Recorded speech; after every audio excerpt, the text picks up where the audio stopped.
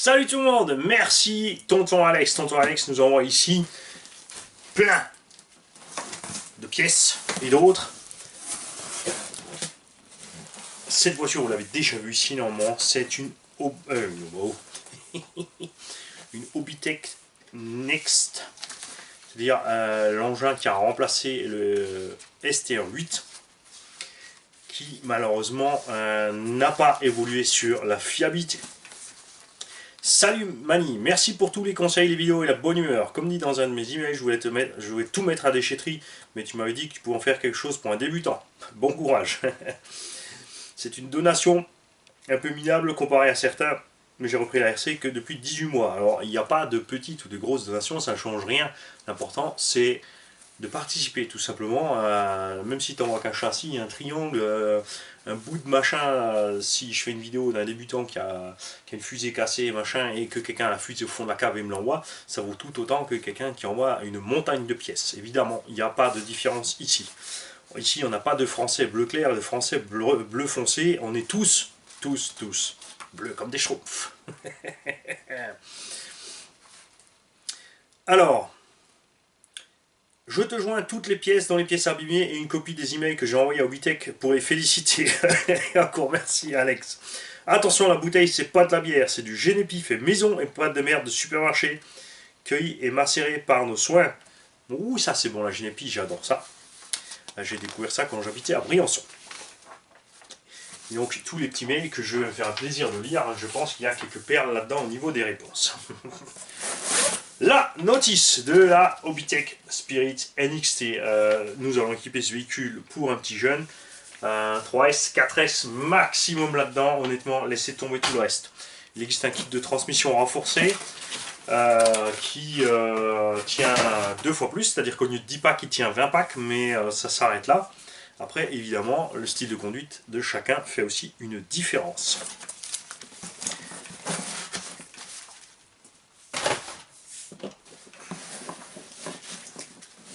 Ah. Le célèbre papier essuie-main Renault. Ah ouais, je récupère, bien sûr que je récupère, ça va servir. Et de Génépi. Elle est bien fraîche en plus, ça sent l'apéro. Hein, il est à peu près 11h30. Je ne vais donc pas trop traîner sur le unboxing, on fera l'autre unboxing plus tard. Tonton Alex nous a tout envoyé, le chargeur avec le cordon de charge, la prise d'équilibrage, les roues d'origine qui sont toujours encore en bon état. Ce sont des pneus multipico, qualité beauf, hein. Bon après c'est pas terrible, après au bas on livre pas non plus des super pneus avec. Ni Arma ou autre, c'est généralement quand on reçoit un RTR, là où ils économisent c'est un peu l'électronique et les roues. C'est pour ça que je préconise toujours d'acheter les véhicules seuls et d'équiper soi-même quand on peut le faire. La télécommande, qui est donc une goule, qui a de gros problèmes de fiabilité. On verra donc si sur celle-ci tout fonctionne normalement. Je me souviens plus, je l'ai eu en main, mais je n'arrive plus à me souvenir si tout fonctionnait normalement là-dessus ou s'il y avait effectivement un bug. Un tablier pour travailler. Ça c'est cool. Merci Alex. Alors moi j'ai pas de gros bidon donc le tablier remonte pas pour s'arrêter dessus. L'aileron. Les pièces de rechange. Donc du neuf et de l'occasion et les pièces usées. Et son engin. Alors attention, accrochez-vous bien puisque celui-ci a été équipé. Il a reçu les tourelles option carbone avec les petites surplaques en alu. Le NXT, contrairement à STR8, a des amortos qui sont réglables par bague de prétention. On a un train avant à rotule. À l'intérieur, le variateur Connect qui est un Quick Run 150 bridé en 5 fonctions. Bon, là, avec celui-là, pas de souci. Évidemment, le moteur manque, puisque le moteur est un Goul RC dont les roulements lâchent facilement ou le bobinage crame. On a encore par contre le Servo Connect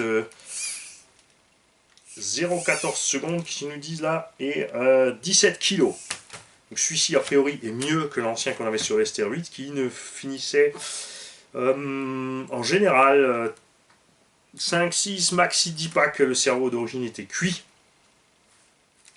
Les plastiques Obitech sont pas mauvais mais sont pas excellents non plus.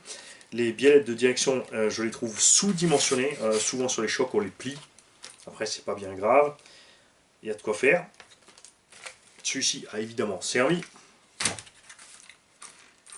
Les cardans centraux CVD option avec les noix de sortie de diff centrale option allégée durcie qui ont déjà des traces d'usure comme dit par Alex. Les noix avant option. Là ça va au niveau de l'usure, ok. CVD avant. À l'arrière les dog bones avec aussi les noix de sortie diff option qui ont déjà des traces aussi mais ça va. Donc cale de train arrière alu. Cale de train avant alu, la cale de et les deux cales de train intérieures ici sont toujours en plastique. Mais ça, comme dit pour le loisir, j'aime bien, ça fait office de fusible. Tu tapes un gros coup là-dessus, tu arraches ta cale en plastique, tu peux la changer rapidement. Là aussi fixé qu'avec des circlips, ça aussi en Obitech, il faut évoluer, il faut mettre des vis, il faut changer certaines choses. Il n'y a pas grand chose à faire, ces châssis ont des super qualités dynamiques. Il ne manque pas grand chose pour y fiabiliser, franchement faites-le. Faites ce qu'il faut pour fiabiliser ces machins et on pourra tranquillement acheter français avec fierté, mais là c'est pas possible.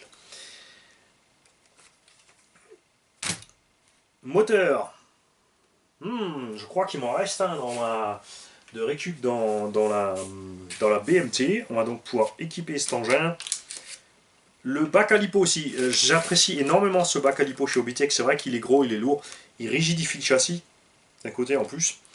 Et il est vraiment spacieux. Et tu as l'option, soit tu utilises les sangles, soit tu utilises le système de fermeture. Le système de fermeture, moi je l'aime bien. C'est vraiment, c'est bien foutu. Ça c'est super bien pensé, c'est pratique, c'est rapide. Tu mets dessus, tu fais tes deux demi-tours, t'es reparti. Avec les velcro, ça se passe tout aussi bien. Mais il y a vraiment, comme dit, cet engin, c'est on t'aime pas. Hein. On t'aime bien dynamiquement, c'est relativement bien pensé. Il y a 2-3 trucs qui pensent bizarrement, mais bon. Après, nous on roule en brushless. Il ne faut pas oublier que c'est la même base pour le thermique. Il y a peut-être un autre châssis, mais platine de réception et autres, etc. Il y a certainement des similitudes, puisque pour des raisons de coût de fabrication, on ne peut pas faire spécifiquement soit l'un soit l'autre. C'est évidemment beaucoup moins cher de faire des choses qui vont sur les deux engins. Mais après, on a effectivement ce souci de fiabilité et d'usure relativement rapide. Les excuses à 10 balles, tout ça qui font qu'on n'est pas super méga content avec Obitech. Il sera totalement démonté, nettoyé, remis en état. Et franchement, Alex, tu dis que voilà, c'est pas un super cadeau, mais si, c'est un méga cadeau, parce qu'on a ici un véhicule complet, prêt à être utilisé, qui a déjà des pièces options dessus, qui a un tout petit peu d'usure, c'est vraiment minime l'usure qu'il y a dessus. Et avec un moteur pas trop violent en 4S là-dedans, franchement, il y a quelqu'un qui va pouvoir se régaler des heures et des heures et des heures et des heures. C'est certain. Donc un grand merci à toi Alex. Et là je peux dire avec certitude que je parle de la part de tout le monde. Salut et bonne journée à tous.